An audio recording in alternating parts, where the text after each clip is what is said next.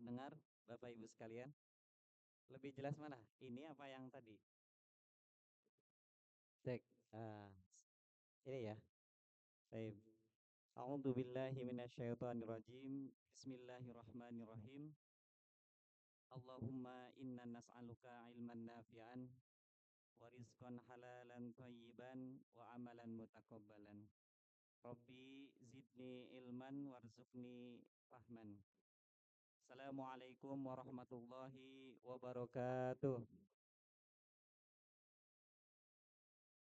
Alhamdulillahi rabbil alamin.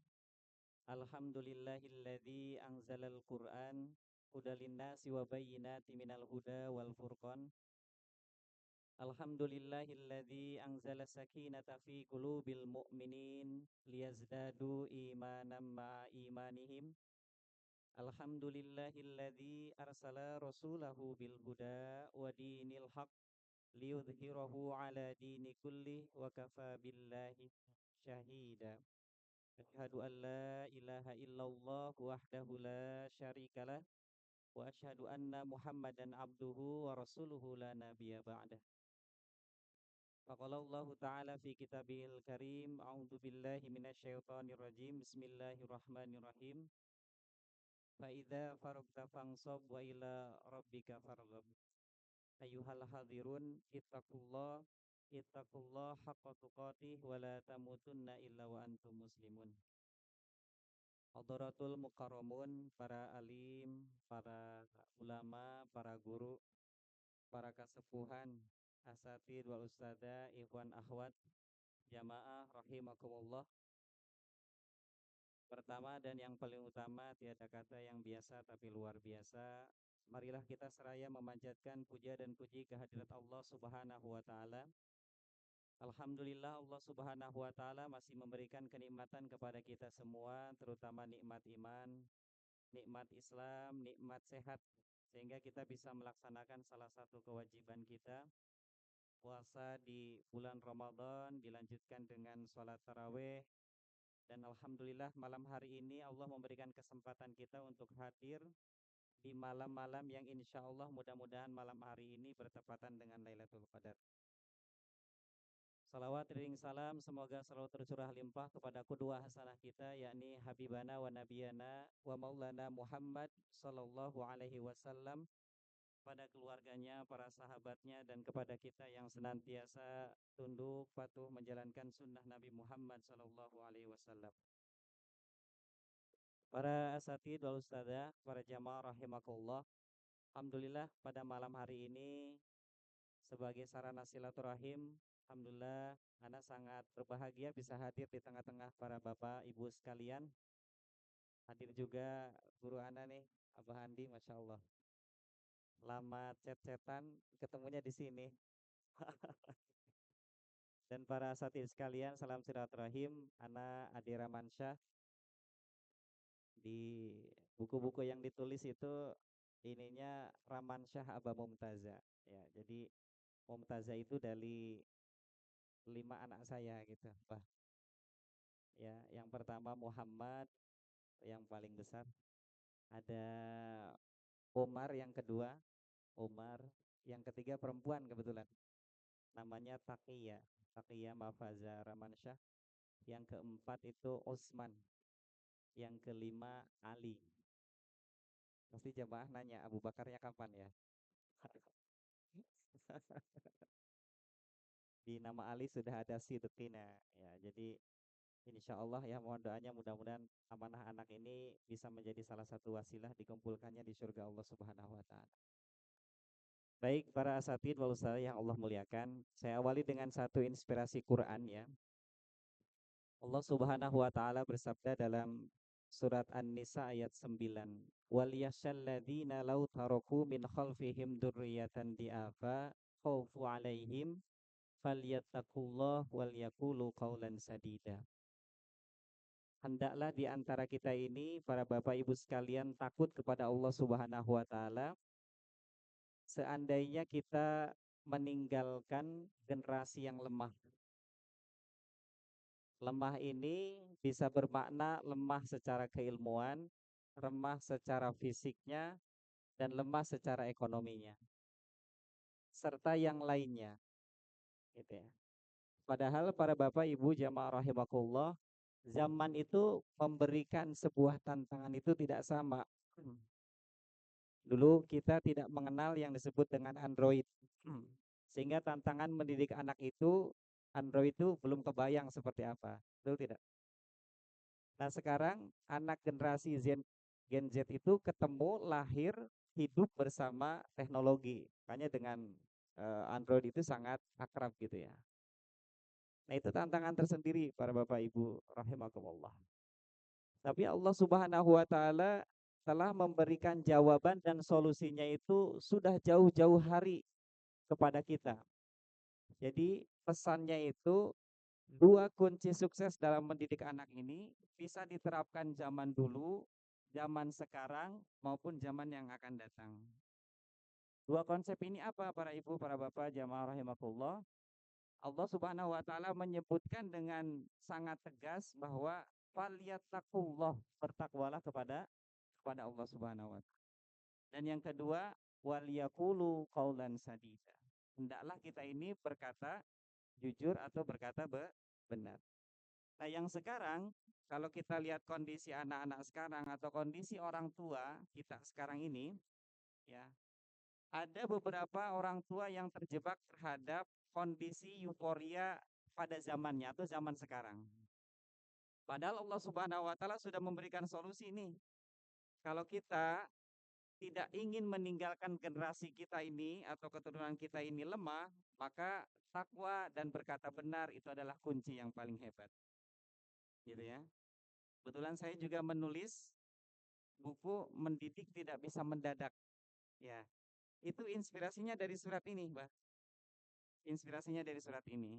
Tadinya nyari konsep apa ya pola pendidikan yang pas gitu ya. Ternyata Al-Quran sudah ada ini, Masya Allah gitu ya. Nah, sama ketika kalau kita bandingkan dengan pendidikan atau dunia parenting barat. Barat itu ada namanya tiger parenting. Jadi bagaimana si anak ini dididik tidak boleh salah. Padahal manusia ini tidak yang sempurna gitu ya. Setiap anak itu punya tahapan-tahapannya. Kadang dia salah, kadang dia gagal dan seterusnya. Akhirnya dia berubah tuh dengan namanya rabbit parenting. Rabbit parenting itu pola pendidikan bagaimana orang tua itu membiarkan secara 100% kepada anaknya. Monggo mau ngapain aja boleh gitu ya. Ya. Padahal dalam Islam tidak diajarkan seperti itu. Ya. Basirau wa nadhiro. Bagaimana Islam ini mengajarkan kepada kita dalam mendidik anak itu seperti layaknya kalau dianalogikan tuh main layang-layang. Ada narik, ada ulur gitu ya. Pak, boleh nggak saya hujan-hujanan? Boleh nak, tapi 10 menit aja gitu loh. Berikan kabar gembira, boleh nak, tapi 10 menit aja. Nah 10 menit aja itu adalah bagian daripada peringatan. Ayah boleh nggak aku main handphone? Boleh, tapi tilawah dulu gitu loh. Jadi dia memberikan keleluasaan, memberikan kabar gembira, tapi diajarkan juga dengan sebuah pembatasan. Kenapa? Karena dalam hidup kita ini ya tidak ada yang bisa bebas 100%. Kehidupan kita ini dibatasi oleh aturan-aturan, terutama aturan syar'i. Nah, maka dari itu, ayah bunda yang Allah muliakan, kenapa kita penting untuk mendidik anak? Para bunda, para ayah yang Allah muliakan, anak itu merupakan anugerah sekaligus amanah. Jadi kalau kita boleh lihat, ada 5 nikmat yang paling besar di dunia ini. Pertama nikmat iman, nikmat Islam. Ada satu referensi, ternyata yang ketiganya adalah nikmat sehat. Yang keempat, sebelum nikmat harta, ada yang keempat nih. Ternyata nikmat keturunan atau nikmat anak. Masya Allah. Suatu ketika saya main ke daerah Ciawi di Kuningan. Ustaz Arya tahu nih kelewatan ya. Saya diundang pada saat itu. Para asatidul ustadzah diundang. Kang, saya mau peresmian rumah. Kebetulan rumahnya baru bangun, Pak. Baru bangun. Setelah saya hadir ke situ, Masya Allah, rumahnya besar, lahan tamannya luas, gitu ya. Mobil di situ ada. Lalu dengan kebahagiaannya saya bilang begini kepada teman saya, Kang, enak ya, rumahnya besar, mobilnya ada, ini lahannya juga luas, tanamannya hijau-hijau, senang banget. Akhirnya, Kang Ade, tunggu di sini ya, saya mau panggil istri dulu katanya. Akhirnya apa para ayah, para bunda yang Allah muliakan, dipanggil istrinya, lalu dijawablah pertanyaan yang tadi saya sampaikan. Kang Ade, mau nggak kalau saya kasih rumah ini? Saya otomatis bilang mau. Kendaraannya mau? Mau. Tamannya mau? Mau. Kang Ade boleh ambil semuanya. Serius, boleh ambil semuanya. Tapi saya minta satu, tukar sama anak. Ya Allah, dari situ saya sekeluarga sama istri terdiam itu. Masya Allah, terdiam. Ya, Masya Allah. Ternyata betul ayah bunda yang Allah muliakan, para jamaah rahimakumullah, capeknya kita mendidik anak, capeknya kita mendampingi anak, capeknya kita menyertai anak, itu lebih capek menanti anak. Lebih capek menanti anak. Maka ketika misalkan kita sudah diberikan amanah anak oleh Allah Subhanahu wa taala, kita harus ingat 3 hak anak. Ya, Amirul Mukminin pernah ditanya, ada 3 hak anak. Pertama, hak anak yang pertama adalah memberikan nama yang baik. Memberikan nama yang baik.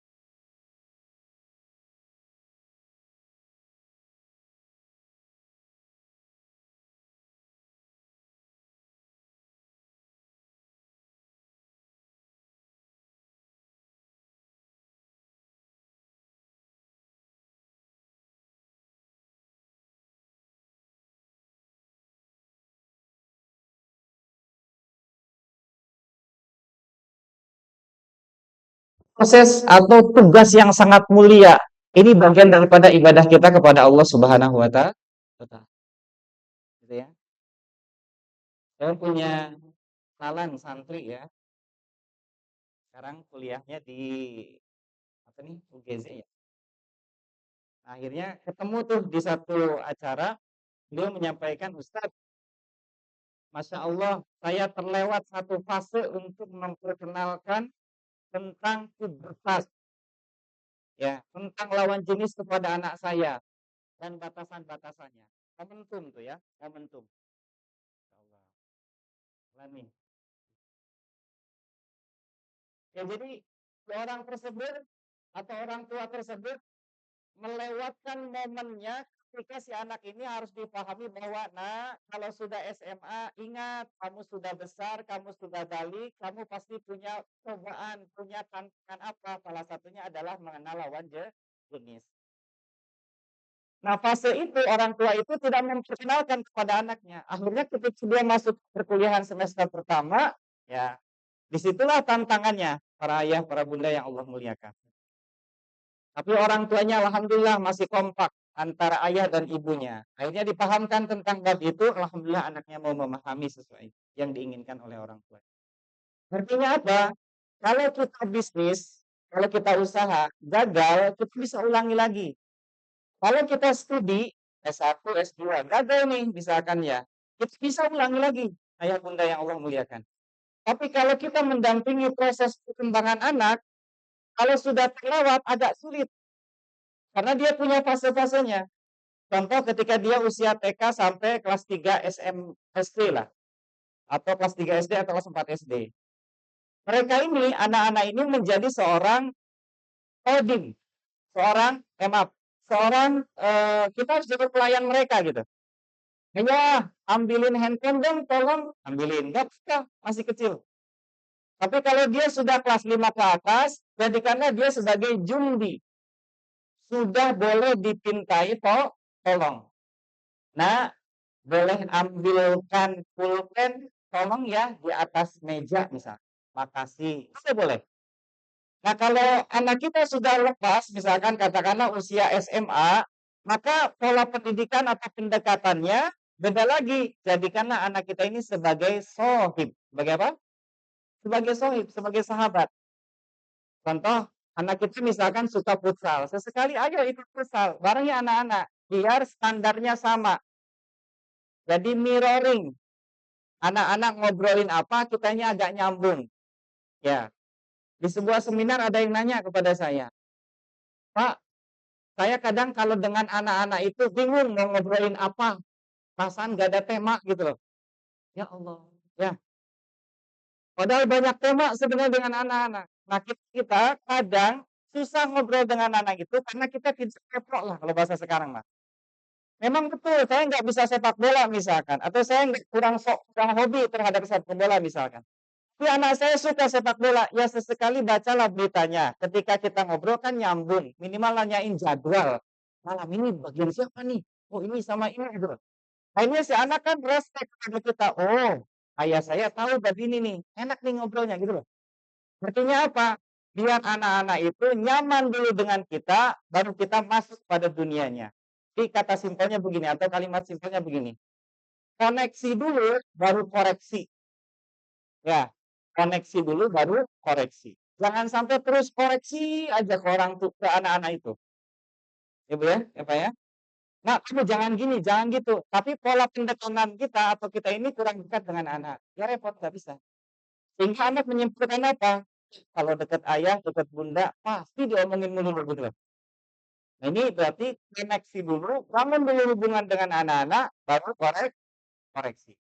Itu pola yang kadang-kadang pola sederhana yang terlewatkan dalam pola pendidikan kita. Maka dari itu, ayah bunda yang Allah muliakan, mendidik anak ini tidak bisa asal-asalan. Ya, ini urusannya dunia dan akhirat. Bahkan ada 3 amalan yang ketika kita sudah meninggal dunia, pahalanya tetap mengalir. Yang ketiga apa? Anak solehah, anak soleh dan soleha yang senantiasa mendoakan kita. Masya Allah. Ya, saya punya sahabat ya, pendidikannya sudah tinggi. Dikasih tahu, Kang, kalau bisa pulang dulu, Bapak sakit. Wah, jadwalnya padat nih. Pulang, Bapak sakit. Padat. Itu Jumat jam 9. Jumat jam 7, malam Jumat jam 9, telepon. Jam 7, ayahnya meninggal. Jam 7 pagi hari Jumat. Saya bilang, sekarang mah harus pulang. Tidak boleh ala adasan lagi. Ya udah. Apa yang terjadi? Ayah bunda yang Allah muliakan. Pas masuk ke liang lahat, beliau bisik-bisik ke saya. Kang, kalau ngedoain orang tua kayak gimana? Allahu Akbar. Bayangkan. Bayangkan ayah bunda yang Allah muliakan. Makanya pendidikan seperti di kita mengajarkan anak-anak belajar Al-Quran, mengajarkan anak-anak untuk berdoa atau mendoakan orang tuanya, itu sudah hebat banget itu. Jadi kalau anak sudah bisa mendoakan kita, mantap itu. Jadi pastikan anak-anak itu tuh minimal 3. Sudah bisa mendoakan kita, sudah bisa sholat, sudah bisa ngaji. Insya Allah. Ya, itulah yang membuat generasi yang akan datang ini kuat. Karena berbicara Al-Quran ini tidak ada expirednya. Panduan di zaman dulu, zaman sekarang, zaman yang akan datang, Al-Quran tetap valid dengan zamannya. Gitu. Hanya aktor-aktornya saja dan masanya saja mungkin berbeda. Ya, bunda yang Allah mulia. Nah, maka dari itu, inilah alasan kita kenapa kita harus diingatkan kembali akan pentingnya mendidik anak. Nah, selanjutnya ya bunda yang Allah muliakan, ketika kita sudah menyadari bagaimana kita ini penting untuk mendidik anak, ada fondasi mendasar yang perlu kita renungkan. Pertama, kita harus sadari bahwa anak itu adalah titipan Allah. Jadi ketika 4 bulan di rahim ibunya itu sudah ditiup ruh, sudah ditentukan jodohnya, sudah ditentukan rezekinya gitu ya. Tinggal bagaimana orang tua membesarkan, mendidik sesuai dengan tracknya. Karena orang tuanya nanti akan menjadikan amanah Allah ini. Anak ini seperti apa? Peran terbesarnya adalah orang tua. Makanya kalau misalkan dalam pola pendidikan di Indonesia itu sebenarnya ada segitiga emas. Ada anak, katakanlah pesantren atau sekolah, dan rumah. Saya alhamdulillah mendampingi anak-anak itu hampir 10 tahun. Kalau anak-anak ada permasalahan, 65% sampai 70% itu masalahannya dari mana? Dari rumah. Orang tuanya misalkan yang kurang harmonis sehingga berdampak kepada anaknya. Atau pola pendidikannya inner child atau fatherless. Bagaimana pola pendidikan kita kepada anak-anak itu? Kita itu adalah pola pendidikan turunan. Kalau yang positif, lanjutkan. Tapi kalau yang negatif, itu bikin inner child. Bikin sakit hati. Contoh saya dulu misalkan dididik oleh ayah saya keras. Maka kalau yang positif bisa diterapkan. Kalau yang negatif ini nih. Makanya ada istilah gini kalau orang tua sekarang. Dulu, wah kalau sudah gitu tuh, sudah merekod yang dulu gitu. Dulu, usia segini saya udah bisa apa, bisa ini, bisa itu gitu loh. Usia segini belum bisa apa, belum seperti itu. Nah, itu inner child. Ada lagi tantangan sekarang itu adalah fatherless. Bagaimana kehadiran seorang ayah dalam mendidik anak. Jadi jangan salah, para ayah, para bunda yang Allah muliakan. Kalau kita mendidik anak ini tidak bisa parsial. Misalkan siapa? Tugasnya ibu saja. Dari bangun tidur sampai tidur lagi. Atau dari usia SD sampai SMA. Nggak bisa. Kalau kita misalkan hubungkan dengan pendidikan seksualitas anak. Itu ada 2 poin. Ada yang disebut dengan maskulinitas, ada yang disebut feminitas. Nah, maskulinitas didapatkan nggak mungkin dari ibunya, tentu dari ayahnya. Maka di situ ayahnya harus hadir. Ada ketika kita misalkan belajar tentang feminitas, nggak mungkin dari ayahnya, itu pun dari ibunya. Jadi kehadiran pola pendidikan anak-anak kita harus bareng-bareng, tidak boleh berseberangan, gitu ya. Tidak boleh berseberangan atau tidak bilang sebelah, misalkan ayahnya saja atau ibunya saja. Kalau di antara keduanya tidak kompak dalam mendidik anak, maka yang terjadi adalah toxic atau parenting toxic. Jadi kayak semacam kelelahan dalam mendidik anak. Aku aja yang mendidik anak, si ayah mah enggak misalkan begitu. Atau aku saja yang mendampingi anak, ibu mah enggak misalkan begitu. Nah, ini tidak bisa, ayah bunda yang Allah muliakan. Jadi harus bareng. Makanya dalam Islam itu kita diajarkan dengan satu visi mendidik anak. Ini visi yang unlimited, ya. Ya ayyuhalladzina amanu qu anfusakum wa ahlikum nah itu visi dalam mendidik anak itu. Visi keluarga gitu. Memastikan bagaimana kita ini sebagai orang yang beriman ya dan keluarga kita ini jauh daripada api neraka. Wah, itu udah keren banget visinya itu. Jadi ketika anak tidak sholat, kalau ingat visi ini, kita langsung respect gitu. Nah, sholat dulu. Atau ketika anak kita belum bisa berdoa gitu ya, belum bisa menjaga adabnya, kalau ingat kan ayat ini, kita akan langsung respon. Nah, nggak boleh gitu. Sebaiknya seperti ini, dan seterusnya. Jadi, kalau boleh usul, ini ayat Al-Quran boleh ditempel di tembok ini, di rumah masing-masing ya. Kalau saya di rumah itu, khairukum man ta'allamal Qur'an wa 'allamah. Jadi ditempel di tembok gitu ya. Ini boleh nih nanti ditempel di tembok supaya ingat, oh Masya Allah, saya punya amanah anak. Oh Masya Allah, saya punya amanah istri. Oh, saya menjadi kepala rumah tangga. Bagaimana memastikan keluarga ini dijauhkan dari api neraka? Nah, maka ini menjadi visi pendidikan anak-anak kita. Namun, ayah bunda yang Allah muliakan, keluarga kita ini menghadapi 3 tantangan. Gitu ya. Pernah nggak kita merasakan ini dengan pasangan tuh serasa hampa gitu ya. Cenderung sibuk masing-masing. Dan saya pernah mendapati curhatan keluarga seperti itu. Itu sudah di atas 10 tahun. Jadi suami dan istri ketemunya malam. Dan malam itu posisinya sudah lelah. Sudah lelah, semuanya tidur. Lalu pagi-paginya sudah berangkat lagi masing-masing. Ya Rob, saya nanya waktu itu, terus kumpul keluarganya kapan? Kapan ya Ustaz? Ya kalau sempat terus jadwal saya kosong, ayahnya kosong, anaknya kosong, baru bisa ketemu. Kalau di rumah, satu rumah, tapi kita sibuk masing-masing. Kita punya agenda masing-masing. Padahal kan kita ada istilah apa? Quality quality time katanya ya. Jadi quality time itu ayah bunda bukan perihal durasi, tapi kualitas memang. 10 menit bisa jadi quality time, sangat bisa, sangat mungkin. Misalkan apa? Kita janjian nih 18.21 dari jam 6 malam, jam 6 maghrib sampai jam 21 malam, handphone, kita ngobrol bareng, kita main bareng, kita gambar bareng, kita curhat bareng, kita sharing bareng bersama anak-anak. Nah itu, sehingga anak-anak ini berkesan, usia tumbuh kembangnya itu terpenuhi, gitu ya. Lalu kita ada tantangan keluarga yang kedua yaitu dengan anak-anak ini terasa jauh.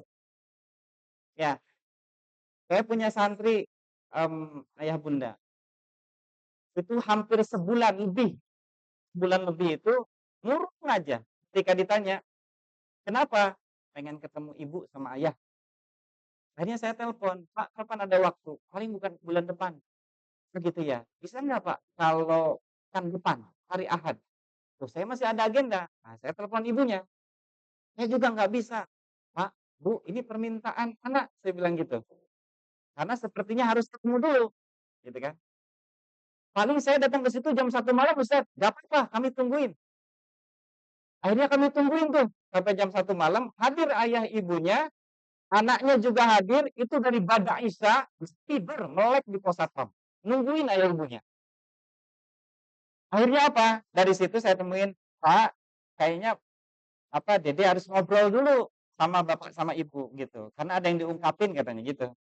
Akhirnya apa ya bunda yang Allah muliakan? Yang bikin saya kaget, dia bawa amplop coklat.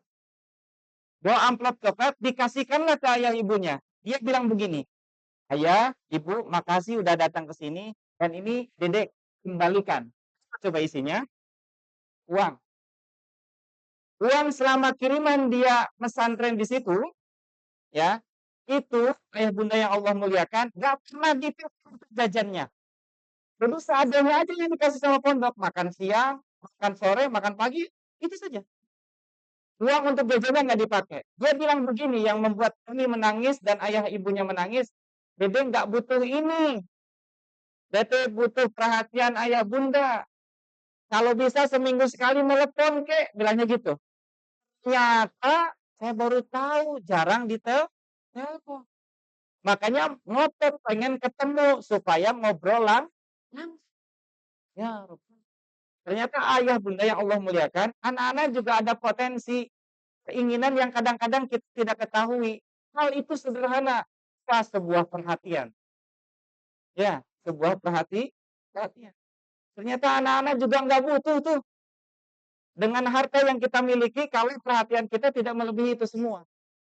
Gitu ya. Karena ada ruang hati yang tidak bisa diisi dengan harta dari orang tuanya. Salah satunya bisa diisi dengan perhatian. Dan itu unlimited, tidak bisa diukur dengan materi. Nah berikutnya ya bunda yang Allah muliakan, tantangan bagi keluarga kita adalah apa? Rumah bukan lagi tempat pelepas rindu. Ya, ini saya sudah dapat nih, anak-anak pada liburan sudah mulai curhat. Tidur di mana? Oh saya kelayaban aja Ustadz katanya. Kenapa? Aduh kalau di rumah itu mana ya? Coba bayangkan. Rumah bukan tempat menjadi tempat yang dirindukan untuk beristirahat, untuk berkumpul, untuk bercengkrama. Ya Robbi, gitu ya. Nah ini tantangan kita semua ya bunda yang Allah muliakan. Nah selanjutnya, nah bagaimana dengan anak-anak kita? Anak-anak kita ini setidaknya ada 5. Nah, saya percepat ya. Pertama, kalau kita mendapati anak-anak kita atau kita ini kosong spiritual, jarang mendoakan dan seterusnya, ini jadi masalah. Sekarang saya mau tanya coba. Ayah bunda siapa yang ingin anaknya menjadi anak yang soleh dan solihah? Acungkan tangan. Ibu kelihatan ya? Kelihatan Masya Allah. Turunkan tangannya. Pertanyaan kedua, siapa yang tadi pada Isa berdoa supaya dihadirkan anak yang soleh dan solihah? Sudah? Kenapa nggak ngacung semuanya? Nah, berarti mulai malam hari ini, setiap pada sholat, nah ini nih, jangan sampai kosong spiritual. Minimal apa? Minimal mendoakan. Robbi habli minas solih. Gitu ya. Minimal mendoakan supaya kita ini dihadirkan anak-anak yang soleh dan solih. Kadang-kadang ada satu fase yang kadang-kadang kita di luar kendali kita dan itu hanya bisa dilakukan dengan doa atau kita bisa bermunajat kepada Allah Subhanahu wa taala. Yang kedua, minim keilmuan. Ini tantangan dalam mendidik anak. Yang ketiga, saya bahas yang ketiga saja ya Pak ya. Lemahnya baterai cinta. Nah, gitu ya. Lemahnya baterai cinta. Terus emosi kadang-kadang tidak terkendali. Terus krisis keteladan. Saya bahas yang ketiga ya. Mudah-mudahan di lain kesempatan kita bahas yang lain. Nah, bagaimana cara mendidik atau ketika kita mendapati baterai cinta? Ini ada studi kasus ya Pak ya. Waktu ada kasus di Kandaran kalau tidak salah. Itu kan ada kasus bullying ya. Kasus bullying itu sampai fisik gitu. Nah, kami ke situ, dan qadarullah ketemu dengan anaknya. Saya tanya begini, "Nak, kenapa kamu seperti ini?" "Biasa aja sih. Orang saya juga di rumah suka digituin. Kenapa ini jadi rame?" Jawabannya kayak gitu. Bayangkan. Jadi kalau pola pendidikan di rumah sudah terbiasa dengan seperti itu, dia akan memancarkan cahayanya sama di luar. Sama ketika kita memberikan imunitas yang baik kepada anak-anak kita, maka di luar dia akan menjadi orang yang kuat imunitasnya. Ya, ciri orang atau anak-anak yang kuat imunitasnya itu rata-rata itu sering mengendorse ayah ibunya. Ya, saya dulu punya anaknya santri namanya Atta. Ya, ketika saya tanya, "Pak, kenapa kalau salat itu ini mimbar? Beliau di sini terus. Hampir selama 3 tahun nggak pernah ada yang nempatin." Saya nanya, "Kenapa di situ terus?" Bilangnya apa coba ayah bunda? Kata ayah. Kata siapa? Kata ayah, kalau sholat harus di saf depan. Syukur-syukur kalau di depan mimbar katanya. Kata ayah. Berarti apa? Katanya ayah, nasihatnya ayah itu nempel sekali walaupun dia jauh dari ayahnya. Masya Allah. Terus beliau ini ikut basket. Ya, kaosnya itu yang lain itu keren-keren. Sadar ya? Bermerek gitu ya. Beliau pakai kaos apa coba ayah bunda? Ini di luar dugaan. Ayah bunda kalau umroh, kaos yang putih yang ada kantongnya, beliau pakai itu. Saya bilang, Kak, nggak diganti bajunya. Yang lain keren-keren loh kaos. Nggak apa-apa Ustaz. Kata ibu. Nah, kata ibu, baju tuh yang penting nyaman dipakai, katanya nutup aurat, nggak jadi masalah kan Ustaz kalau pakai ini main basket? Ya nggak jadi masalah juga. Cuman agak heran juga gitu lah seperti itu. Tapi di situ saya nangkep satu poin apa? Imunitas orang tuanya itu sangat kuat. Sehingga tercermin dimanapun dia tinggal. Gitu ya. Jadi simpelnya begini. Kalau setiap hari kita kasih anak-anak kita ini minuman atau jernih seperti ini, maka keluar dari lisan anak-anak kita itu apa? Yang jernih pula. Tapi kalau di lingkungan rumahnya sering mendengar bentak, cacian, misalkan makian, dan seterusnya, maka jangan salahkan ketika anak ini di luar juga tercermin seperti itu. Gitu ya. Tapi kalau kita ajarkan kasih sayang, kita ajarkan kebaikan, insya Allah jangan khawatir. Anak-anak kita juga akan mencerminkan hal yang sama di dunia luar. Gitu. Masya Allah. Ini kan hal yang sederhana ya, Bun. Nah, maka dari itu, ada 5 golden touch parenting, sentuhan cinta ya. Nah, saya nyebutnya golden touch parenting. Bagaimana sentuhan emas dalam pengasuhan. Pertama adalah apresiasi. Apa ya Bunda? Apresiasi. Coba saya mau praktek. Jempolnya keluarin. Oke, sudah juga? Ya, kita praktekkan ya. Ikuti bareng-bareng ya. Hebat. Keren. Mantap, nak. Pinter, nak. Oke, nanti nyampe rumah, ini jempol jangan disimpan di kantong ya. Oke Pak, siap ya. Ketemu anak, nak. Hebat, mantap, keren. Ayo berikan apresiasi. Langkah positif kepada anak-anak kita. Itu sederhana loh. Ini tips juga nih. Buat para suami ke istrinya atau istri ke suaminya. Misalkan suami pulang kerja, tiba-tiba istrinya bilang apa? Ayah, ganteng sekali hari ini. Oh, naik tuh transparan. Ya, Masya Allah gitu ya. Jangan ditimpalinnya sama suaminya, tumben gitu kan seperti itu. bulan kemarin Ustadz Arya, saya ngisi di Kuningan itu, bilang tuh ke ibu-ibunya yang hadir, kan rata-rata ibu-ibu tuh, "Bu, coba keluarin HP-nya, terus ketik 3 kata." "Oh Ustadz," ketik, "aku sayang kamu," kirim ke suaminya. Dikirim tuh bareng-bareng dalam waktu yang sama.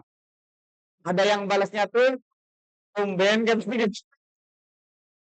Ada yang balasnya, "Mama kenapa?" Katanya gitu, tanda tanya tuh banget gitu ya. Betul itu, betul itu. Masya Allah. Padahal hal sederhana itu, apresiasi. Ayolah Pak, Bu, kita apresiasi anak-anak kita. Anak-anak kita misalkan gambar nih, gambar gunung warna pink, jangan langsung di post apa di justice gitu ya, jangan langsung di judge. Tuh. Kenapa gunung warna pink? Kata siapa warna pink? Coba kamu keluar, tuh lihat gunung bukan warna pink, bukan begitu. Apresiasi aja dulu. Nah, gunungnya keren banget, hebat. Siapa yang ngajarin misalkan ya? Bapak guru oke. Pak, pengen lebih keren nggak misalkan apa gunungnya? Ayo kita main keluar. Tuh warna gunung kayak gitu. Nah, jadi anak ini di situ ada pembelajaran. Tidak langsung di-judge gitu loh. Iya ya. Sama ketika anak-anak kita misalkan kena remedial. Samakan dulu frekuensinya, Bu, Pak. Iya, aku mau bilang sesuatu. Apa? Gitu ya. Em, apa? Itu matematikanya diremed. Jangan langsung melompat. Kamu ini anak siapa? Enggak, inspektornya misalnya. Wah, nggak gitu. Ya, apresiasi aja dulu. Masya Allah, berapa nilainya, Nak? 5. Ayah dulu pernah 4. Nah, coba kalau digituin, anak kita makin oke nggak? Nice. Dan minimal kita diterima dulu gitu loh. 4 ayah, bener, bener. Tapi tahu nggak semester berikutnya, ayah pertama nilainya paling tinggi. Kamu juga bisa. Oh gitu ayah, gimana caranya? Nah, baru di situ kita masuk nasihatnya. Gitu loh. Jangan langsung dipotong. Wah, anak langsung ngeblok duluan kalau gitu. Nggak mau terbuka. Yang dikhawatirkan apa? Efek ke depannya. Efek ke depannya yang dikhawatirkan adalah yang penting ayah saya senang. Yang dikhawatirkan apa lagi? Yang dikhawatirkan itu adalah berbohong. Gitu ya. Ya bunda yang Allah mulia. Oke. Yang kedua adalah sentuhan kasih sayang. Ya bunda, nanti kalau ngobrol dengan anak-anak, ya, itu jangan seperti orang lagi sidang skripsi atau tesis ya, berjauhan. Gimana, udah makan belum? Deketin, diusap-usap punggungnya. Nah, gimana hari ini setelahnya, seneng enggak gitu loh. Karena usapan orang tua ini sangat berpengaruh terhadap anak-anak, terutama di punggung dan di kepala. Suka kayak gitu, ayah bunda? Suka ya? Nah, jadi jangan istri aja yang diusap-usap gitu ya, jadi anak sambil diusap-usap gitu ya. Ini ada sentuhan tersendiri nih, ada makna tersendiri. Jadi secara psikologis itu kalau sentuhan orang tua itu hormon endorfinnya tuh naik, rasa senangnya tuh naik gitu loh. Nah, diusap-usap ya. Yang ketiga, dia. Nah ini nih. Sering-seringlah bawa hadiah untuk anak-anak kita atau untuk istri kita. Ya nggak perlu yang inilah pulang kerja misalkan ketemu martabak. Assalamualaikum, ayah punya sesuatu buat anak-anak. Apa tuh ayah? Tarang, martabak telur misalkan gitu ya. Nggak apa-apa. Kenapa? Kalau kita terbiasa memberikan hadiah kepada anak-anak, saya yakin anak-anak kita juga akan menjadi atau tumbuh dalam jiwanya itu jiwa berbagi. Kenapa? Karena di situ ada pola pendidikan yang tanpa sadar ketika kita memberikan hadiah mengajarkan kepada anak-anak kita. Nah, yang berikutnya adalah waktu berkualitas. Ya, jangan sampai ada istilah together but alone, bersama tapi sendirian gitu ya. Bapak Ibu pernah reunian nggak? Atau kumpul-kumpul? Kita quality time yuk katanya mengenang masa lalu. Ketemu di tempat makan. SOP pertama apa coba yang dilakukan? Apalagi ibu-ibu ya. SOP pertama apa? Foto dulu kan? Foto. Udah di TKP nih, gitu kan? Makanan datang. SOP kedua apa yang dilakukan? Foto lagi, cekrek gitu ya. Yang lagi makan, handphonenya berhenti atau seperti ini? Kerjanya, "Hey guys, aku lagi makan sama teman-teman aku nih, liatin tuh." Gitu kan, seperti itu. Makanannya juga enak tuh. Nanti kalau ada waktu mainnya ke sini, terus sambil lihat handphone. Makanannya selesai, SOP berikutnya apa?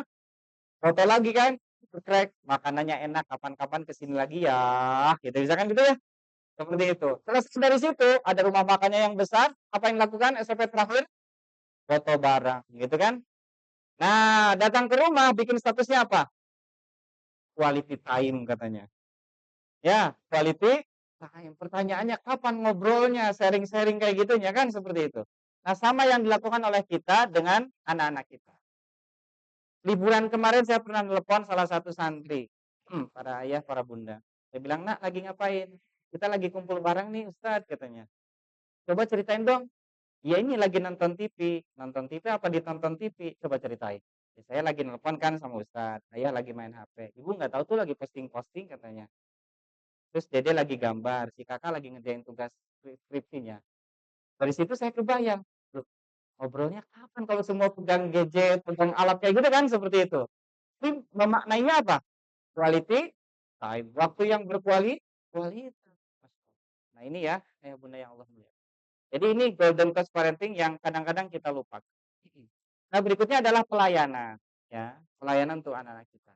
Nah maka ayah bunda yang Allah muliakan, sebenarnya di sini ada rinciannya nih. Kalau ada anak-anak kita atau kita kurang dalam apresiasi suami ke istri, istri ke suami, atau orang tua ke anak, atau anak ke orang tua, maka yang terjadi apa?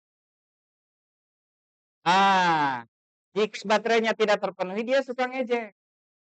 Karena kosakata yang positifnya sedikit.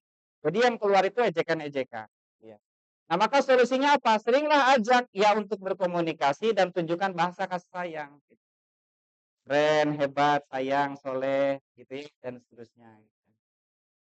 Nah, misalkan yang kedua, sentuhan kasih sayang. Ciri-cirinya apa? Kalau orang sudah dapat sentuhan kasih sayang, menunjukkan rasa kasihnya pada sesama, gitu ya.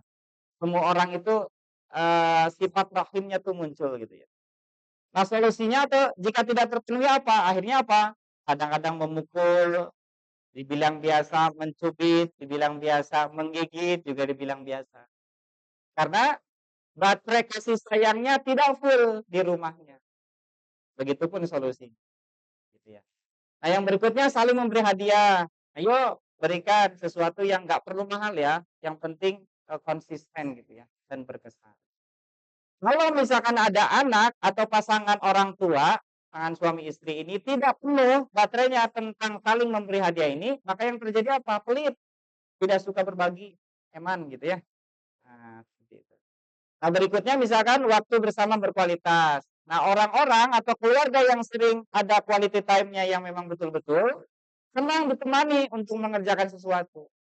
Ya, makanya orang tua itu harus punya skill bermain. Skill apa ya, Bunda? Skill bermain. Barusan saya di Kuningan bikin buat engklek tuh, Pak. Tahu engklek nggak, Pak? Ah, berarti masih sejaman ya, Pak ya? Engklek itu daripada main HP, main engklek gitu kan, seperti itu. Nah, seperti itu. Nah, berikutnya ini pelayanan ya. Oke. Nah, maka ya Bunda yang Allah muliakan, ternyata Rasulullah Shallallahu alaihi wasallam juga telah mengajarkan kepada kita bagaimana cara kita mendidik anak. Biar gampang hafalnya, dikeluarin jarinya coba, Ayah Bunda. Yang pertama adalah teladan, apa? Teladan. Yang kedua pembiasaan. Yang ketiga yang paling tinggi nih, perhatian. Perhatian. Yang keempat nasihat. Baru yang kelima reward dan punishment. Reward dan punishment. Ini berurutan ya. Tidak bisa kita dalam mendidik anak ini langsung kemana? Langsung ke reward dan punishment. Dicicil. Pertama teladan dulu. Teladan ya, bukan telatan ya. Teladan. Ada apa? Dan maghrib. Teladan ya, teladan. Yang kedua apa? Pembiasaan. Ini harus didampingi. Kita misalkan mengajarkan kepada anak-anak sholat berjamaah, maka pembiasaannya harus didampingi ayah bunda. Yang ketiga perhatian, ya, perhatian. Yang keempat nasihat. Yang kelima reward dan panis.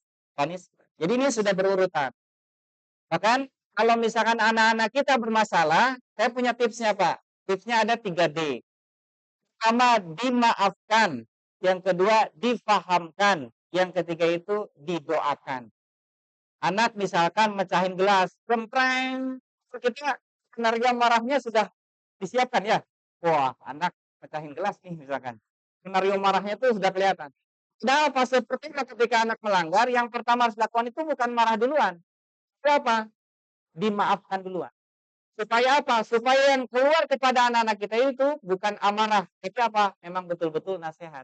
Nah, nanti kalau nyimpen gelas, kalau bisa jangan di samping meja supaya nggak jatuh lagi. Gitu. Jadi yang pertama itu apa? Dimaafkan dulu. Yang kedua dipahamkan, walaupun aktivitas dipahamkan ini panjang.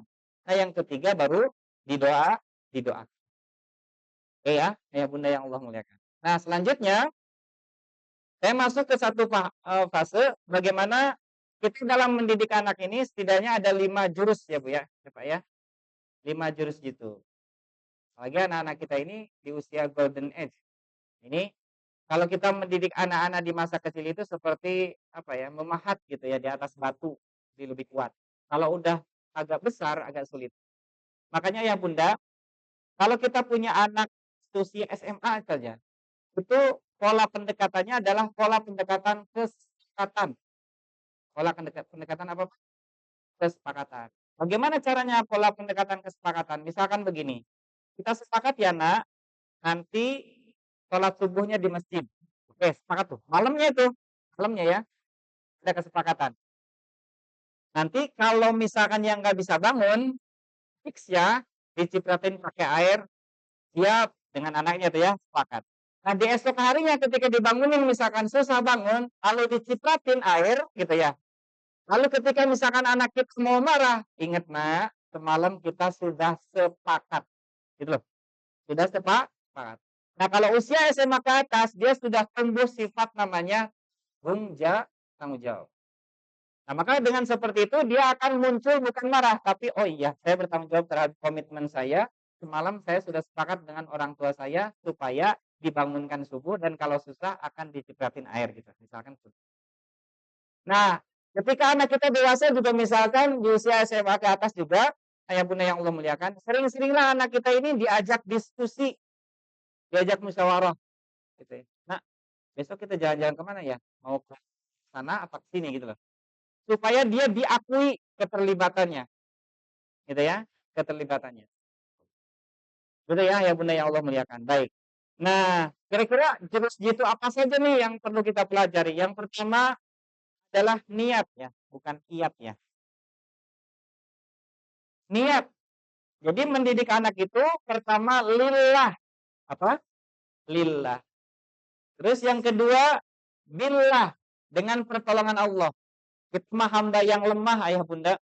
La haula wala quwata illa billah. Anak kita punya jerawat di sini aja nggak bisa ngobatin gitu loh. Ya. Jadi sudah saja pasrahkan kepada Allah Subhanahu wa taala, la haula wala quwata illa billah. Dan dalam mendidik anaknya bersama Allah. Jadi pendidikan terbaik adalah pendidikan yang melibatkan Allah Subhanahu wa taala. Begitu kan sebaliknya. Metode pendidikan anak apapun tidak akan mendapatkan hasil yang sempurna kalau tidak melibatkan Allah Subhanahu wa taala. Oke, selanjutnya kita harus punya panduan. Nah, panduannya apa kira-kira? Al-Qur'an dan Sunnah. Al-Qur'an dan Sunnah. Nah, yang ketiga adalah ini yang terpenting, kedua. Jadi keteladanan itu lebih gamblang daripada ribuan nasihat gitu. Kita mengingatkan anak kita untuk sholat, terus aja ngomongin, tapi berbeda ketika kita mengingatkan anak sholat, kitanya sudah posisi siap mau sholat. Ke masjid yuk. Dia sudah melihat, oh iya, ayah saya udah siap ke masjid nih, gitu loh. Seperti itu. Jangan sampai kita masih koloran gitu ya, ngingetin anak-anak kita sholat, agak sulit gitu. Karena dia akan melihat gitu. Kita akan melihat. Nah, maka keteladanan ini penting. Nah, yang keempat adalah takwa. Yang keempat itu apa? Takwa. Makanya tadi pesannya juga falyattaqullah. Dan syarat takwa itu ada dua ya, Pak ya. Syarat takwa itu ada dua. Yang pertama apa? Menjalankan perintah Allah. Yang kedua, menjauhi larangan. Gampang apa gampang banget? Insya Allah ya. Dua syarat itu cukup luar biasa. Ya, ini effort. Nah, seperti itu. Yang keempat. Yang kelima, Rabbana hablana min azwajina wa dzurriyyatina qurrata waj'alna lil muttaqin. Jadi sering-seringlah kita berdoa kepada Allah Subhanahu wa taala gitu ya. Berdoa kepada Allah Subhanahu wa taala supaya apa? Salah satunya adalah supaya kita ini dihadirkan hati-hati yang lembut gitu ya anak-anak kita dan bisa mudah untuk diberikan nasihat. Oke. Nah, ini tadi ya sudah disebutkan oleh Ustaz Arya. Jadi hal terberat dalam mendidik anak adalah mendidik diri sendiri. Jadi di antara kita ini ayah bunda yang Allah muliakan, ada ibadah yang paling panjang salah satunya adalah ibadah berumah tangga. Kalau kita belajar matematika, mohon maaf ya, belajar matematika itu belajarnya berkali-kali, ujiannya sekali. Saya ulangi ya, belajarnya berkali-kali, ujiannya sekali. Tapi kalau dengan mendidik anak, gitu ya, mohon maaf ya, belajarnya sesekali, tapi ujiannya berkali-kali, betul? Belajarnya sesekali, ujiannya berkali-kali. Makanya dunia parenting itu sebenarnya bukan untuk anak, tapi buat orang tua. Seperti itu.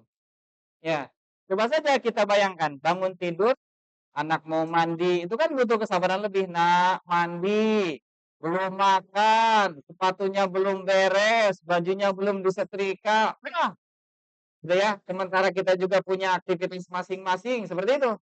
Jadi kalau misalkan kita tidak siap dengan bab itu atau tidak mempelajari bab itu, agak berat. Ya, agak berat. Makanya ayah bunda yang Allah muliakan, mudah-mudahan kita istiqomah untuk belajar tentang parenting ini sehingga kita bisa menjadi orang tua yang dipantaskan oleh Allah Subhanahu wa taala. Oke, terakhir dari saya mungkin ya, ayah bunda yang Allah muliakan. Ada satu tulisannya. Jadi ini untuk anak-anak kita, renungan untuk kita semua.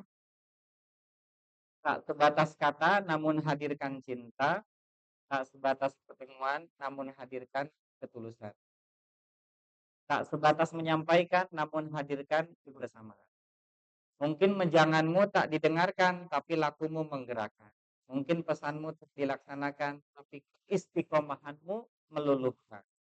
Mungkin harinya membosankan tapi perangaimu dirindukan.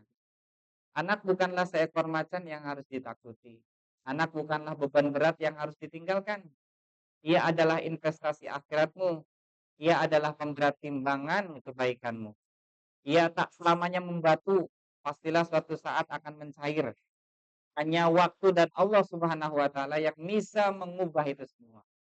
Nah, bagi kita sebagai orang tua, teruslah tumbuhkan cinta untuk anak-anak kita, teladan dan ketulusan.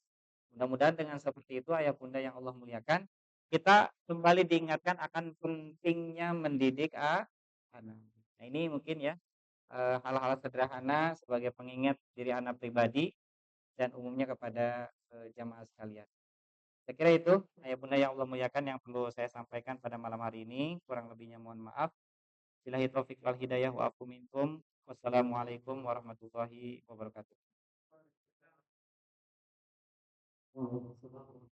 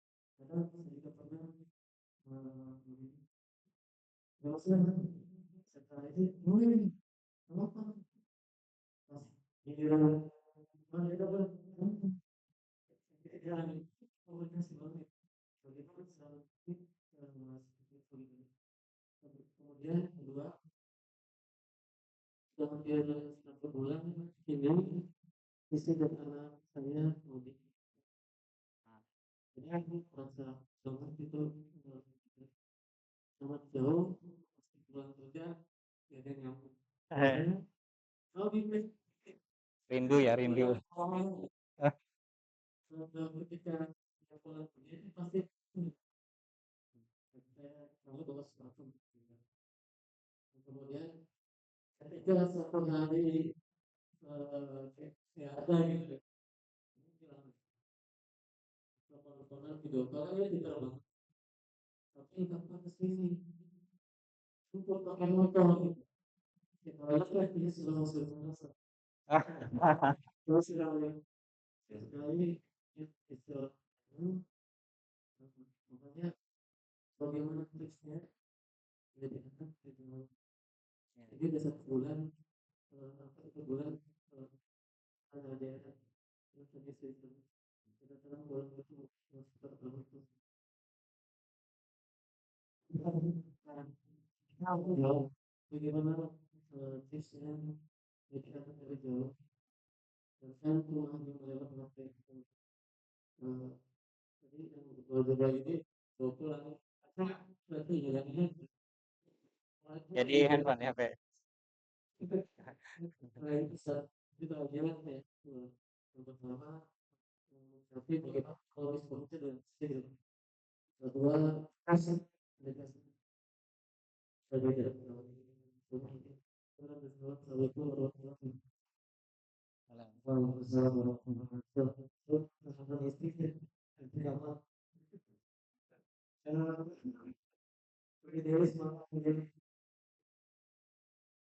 Assalamualaikum warahmatullahi wabarakatuh. Salam warahmatullahi wabarakatuh.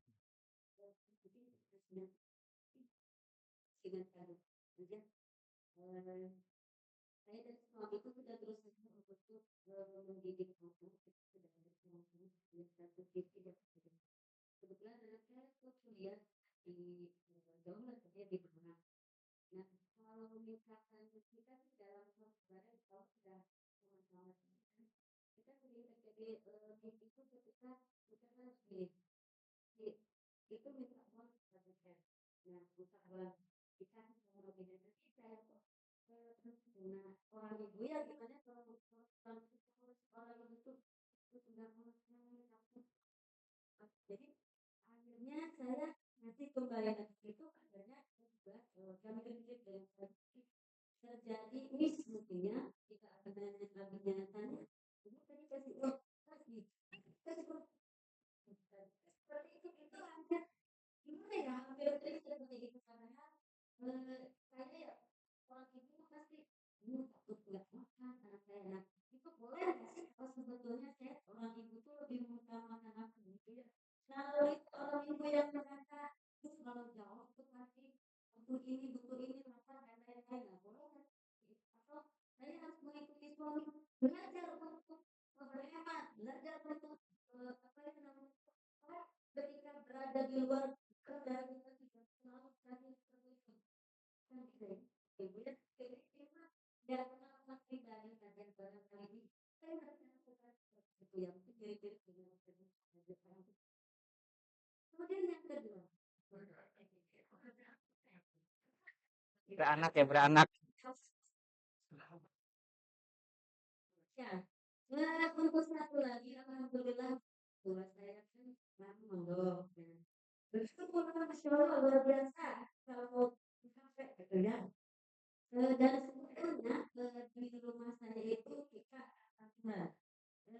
ketika anak belum masuk kuliah ya kita berikan HP jadi silahkan punya lebih dari kabinet begitu pinjamlah punya kita tapi apa yang terjadi itu kan terus gitu lupa gitu ya kalau aku sekarang punya ketika kita minta tadi yang diminta itu lebih bawah daripada yang diminta tapi ini makna oh ya Allah ya nah saya cari lagi saya dengan suami kalau butuhnya nah apa yang terjadi ketika saya ampun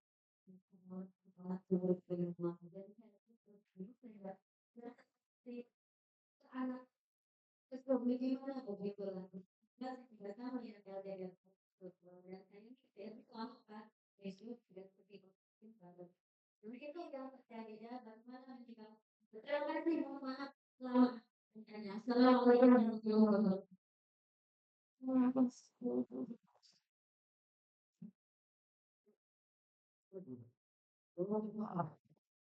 Nanti jawab sadar ya. Ya.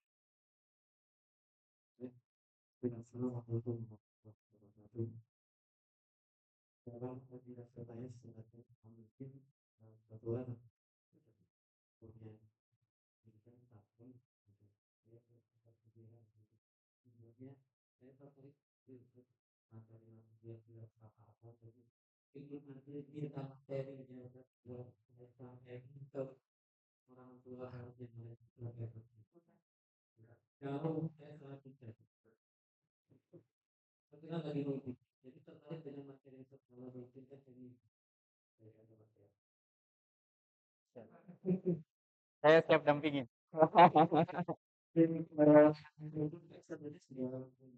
Ya. Ya.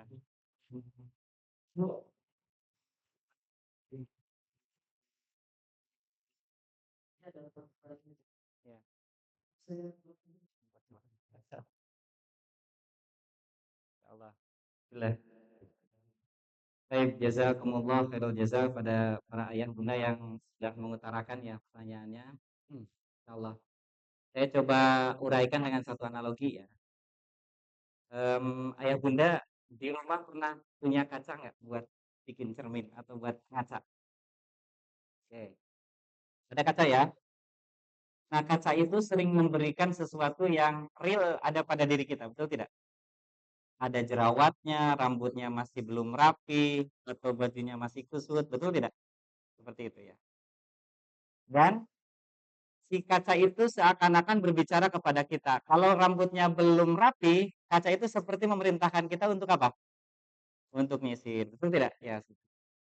Tapi sayangnya oleh kita, kaca itu jarang diajak ngobrol, betul tidak? Nah, anak dan istri itu, atau anak dan suami, atau anggota keluarga itu sama seperti layaknya kaca. Ya, jadi keluarga kita itu adalah evaluator paling valid. Saya misalkan dulu kepala sekolah, dinilai sama para guru, misalkan, Ustadz Ade ini orangnya gini gini gini gini. Terus saya konfirmasi ke keluarga dan istri, abah nggak kayak gitu. Maka yang saya harus pegang siapa coba? Keluarga. Itu paling valid, paling valid. Makanya standar orang itu bisa dilihat daripada apa? Daripada bagaimana penilaian keluarga. Makanya nggak pernah nih selama jadi kepala sekolah pulang ke rumah manggil anak ini kepada saya begini misalkan, Bapak Kepala Sekolah selamat datang misalkan. Nggak pernah. Gitu ya. Nah, artinya apa ya Bunda yang Allah muliakan? Ketika terjadi seperti itu, kunci yang paling pas adalah komunikasi dengan musyawarah bersama pasangan atau suami dan istri. Jadi kalau dengan suami istri, musyawarah atau komunikasi itu sangat memungkinkan mengurangi adanya konflik-konflik yang tadi. Kalau di Sunda mah apa namanya tuh? Ewuh pakai wuh gitu ya. Nah, ketika ada dua perbedaan pendapat, karena ini nanti akan tercermin kepada anak-anak kita. Jadi begini, misalkan tadi kasus tadi ya, kalau gitu mah enak minta sama ibu aja, ibu mah di ACC terus misalkan. Kalau sama ayah mah nggak suka di ACC gitu loh. Nah, di antara keduanya itu harus saling apa namanya tuh reputation gitu. Saling memberitahu ayah, nanti kalau mau ngasih uang ke ibu, si ayah atau ke anak, si ayahnya itu sambil bilang, nah sebenarnya ibu tuh kalau nggak ngasih uang ke kamu tuh bukan nggak sayang, tapi ibu tuh punya alasan bla bla bla bla gitu loh. Jadi ibunya tuh di-endorse oleh ayahnya, hal-hal yang positifnya. Begitupun si istri di-endorse oleh, ayahnya di-endorse oleh istrinya tentang hal-hal yang positif supaya dalam mindset anaknya itu tidak ada pilah memilah. Ah, saya mah pengennya ke ibu aja, ibu mah baik. Jelas karena ibu itu tidak bisa dibandingkan dengan ayah. Wanita itu lebih mengedepankan perasaan, makanya tadi nggak enak gitu loh. Nah, sama ketika kita punya anak perempuan, kalau anak perempuan kita mengadu, anak perempuan kita curhat dan seterusnya, lalu dia menangis, kita ini walaupun sebagai laki-laki jangan bilang begini misalkan, gitu aja nangis, cengeng banget kamu, nggak bisa. Dengerin aja nangisnya sampai selesai, nanti juga selesai masalahnya. Kenapa? Karena perasaanku itu adalah bagian dominan daripada seorang perempuan. Makanya ada tadi istilah nggak enak tuh, makan gaya gitu lah seperti itu. Nah, hal-hal seperti itu bisa diselesaikan dengan cara musyawarah. Nah, begitupun kita atau seorang laki-laki, begitupun anak laki-laki itu lebih dominan ke logika. Makanya ketika kita memahamkan kepada anak laki-laki itu banyakin logikanya. Kenapa sih nggak mau sepak bola? Kamu tuh lagi sakit, kalau kamu sepak bola nanti tambah sakit. Masuk logikanya. Ya, nggak bisa. Ayah tuh khawatir, perasaan ayah tuh sedih kalau kamu main bola, lalu jatuh, lalu lecet, misalkan nggak bisa. Gitu ya. Jadi apa? Harus pakai logika. Nah, selanjutnya kalau kita misalkan long distance gitu ya, jaraknya jauh dengan anak kita atau dengan suami istri kita.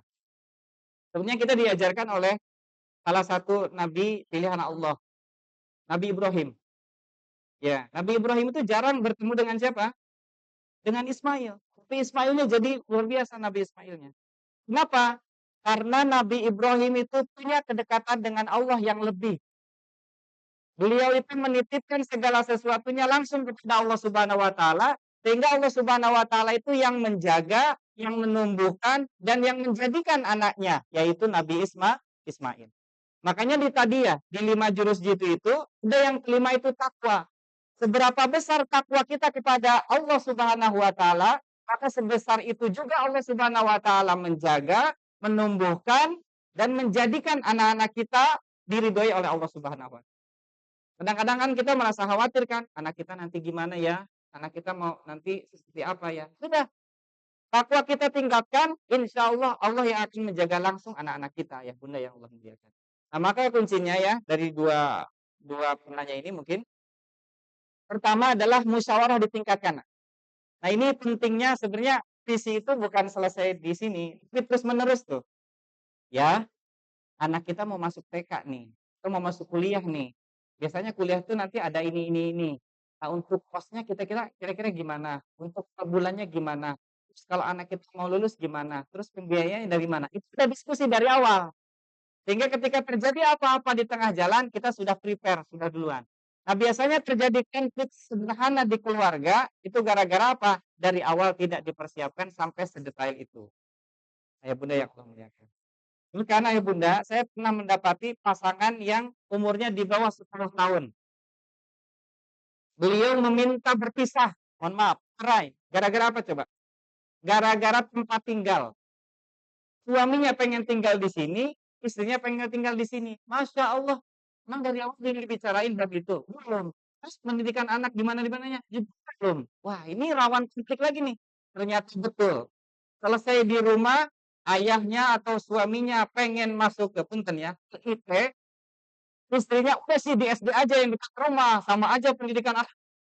Jadi bentrok seperti itu. Artinya apa ya Bunda yang Allah muliakan?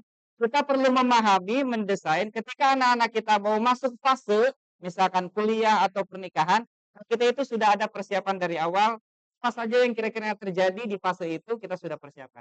Supaya apa? Supaya nanti tidak ada istilah ewu pakewuh, tidak ada istilah apa? Konflik lah atau perbedaan antara suami dan istri dalam mendidik anak. Kenapa? Karena kalau seperti itu diperlihatkan kepada anak-anak kita nanti akan menilai. Anak-anak kita akan melihat. Padahal bagusnya kalau kita ada permasalahan di antara suami dan istri, bagusnya itu tidak di hadapan anak-anak kita. Nah, itu sangat menilai sekali. Sangat terlihat sekali, gitu ya. Nah, berikutnya mungkin tadi ya kalau misalkan kita jauh, insya Allah kekuatan doa, kekuatan hati seorang ayah ini akan bergetar untuk anak-anaknya. Jadi semakin kita dekat dengan Allah, insya Allah anak-anak kita, istri kita akan dimudahkan segala urusannya di sini. Gitu ya. Insya Allah rindu itu untuk kembali. Gitu ya mungkin ayah bunda yang Allah muliakan, kurang lebihnya mohon maaf. Dan selanjutnya untuk materi monggo, ini ilmu dari Allah ya. Saya udah ngasih juga ya panitia ya. Oke, gitu ya. Jadi silakan disebarluaskan lah gitu ya. disebarluaskan. Terus ini juga Ustaz Arya, ini mungkin di sebelumnya ada pertanyaan ya. Nah, ini kebetulan bawa 2 buku ya. Pertama, Di Manakah Kalian? Yang kedua, ini ada nasihat-nasihat dari guru anak ya, Ustaz Agus Setiawan. Saya coba bukukan. Nanti bisa bermanfaat untuk Sohibul Bait gitu ya. Untuk Sohibul Huda. Oke, kiranya cukup ya, ayah bunda yang Allah muliakan. Saya ingin tutup pertemuan ini dengan bersama-sama berdoa ya. Ayah bunda yang Allah muliakan, para jamaah yang diridhai Allah Subhanahu wa taala. Kalaulah malam hari ini kita masih kesulitan dalam mendidik anak, mendampingi anak-anak, berikan contoh teladan kepada anak-anak kita. Semoga Allah hari ini memberikan hidayah kepada kita, memberikan kekuatan kepada kita untuk menjalankan amanah kita sebagai orang tua. Kalaulah di hari ini kita masih kesulitan rezeki, semoga Allah luaskan. Kalaulah di malam hari ini ada yang sakit di antara kita, anak-anak kita, pasangan hidup kita, keluarga kita, semoga Allah segera sembuhkan. Kalaulah di malam hari ini ada yang sedang punya hajat, anaknya sedang kuliah, anaknya akan menikah, dan hajat-hajat yang lainnya, semoga Allah mudahkan. Kita awali dengan istighfar bersama-sama.